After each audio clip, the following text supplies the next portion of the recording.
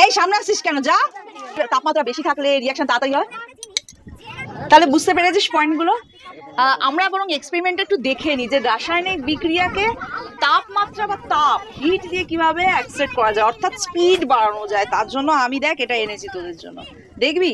শুধু তোদেরই দেখাতে পারবো, আর কাউকে দেখাতে পারবো না, কারণ এটা রাতের বেলা ছাড়া বোঝা যায় না। গ্লো স্টিক এগুলো জন্মদিনে আজকাল ব্যবহার করে, আমাদের সময় সব ছিল না।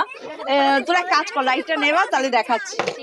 আচ্ছা, তার আগে আমি বলতে থাকি, তোরা লাইটটা নেবা। তো তাপমাত্রা বোঝানোর জন্য, হিট বোঝানোর জন্য গরম জল এনেছি, বুঝেছিস? তো গরম জলটা আগে ঢালি, বুঝলি? দেখছিস ধোয়া উঠছে। এইবার কি হবে? আচ্ছা আগে বলি গ্লো স্টিকে কি আছে, ঠিক আছে? এতে আছে একটা ভেতরে কাঁচের বয়েলের মতো, সেটার কিছুই না। ওর মধ্যে হাইড্রোজেন পারঅক্সাইড রয়েছে, যদি না থাকে, যদি ভেঙে থাকে, আমি অলরেডি এনে রেখে দিয়েছি।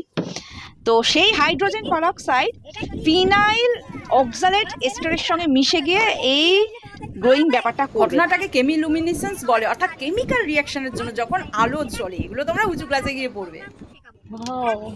হয়েছে? কিন্তু এটা বেশিক্ষণ স্থায়িত্ব হবে না, ঠিক আছে?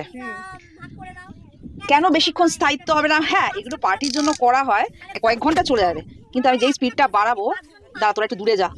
এই স্টোটু আছে, সামনে আসছিস কেন? যা, বারণ করে শুনিস। আচ্ছা, কাটা হয়ে গেছে তো? আচ্ছা, বোঝার জন্য আমি একটু সোপ, মানে বাসন মাজার সাবান হয় না, সেটা একটু মেশালাম, বুঝলি? এতে ভিগোরাস হবে রিয়াকশন, খুব ভিগোরাস হবে, কারণ এতে H2O2 আছে তো।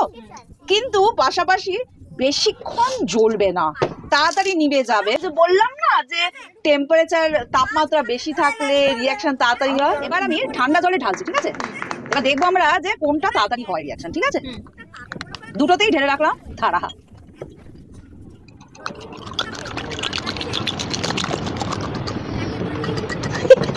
ফিনাইল ফিনাইল অক্সালেট এস্টার রয়েছে। তো এগুলো নিয়ে আবার তোরা আবার পাকামো করিস না, কিনে বাড়িতে গিয়ে পাকামো করে করলি, সেসব করিস না। দেখ এ কিরকম গ্লো করছে, আর এ কিরকম গ্লো করছে। এর গ্লোটা বেশি হচ্ছে না? এবার দেখ এর গ্লোটা কিন্তু থেমে গেল। হ্যাঁ, এ কিন্তু এখনো গ্লো করছে। কেন? কারণ এ যখন ভিগোরাসলি গ্লো করেছিল না, তখন এ তাড়াতাড়ি রিয়াকশন হয়ে গেছে।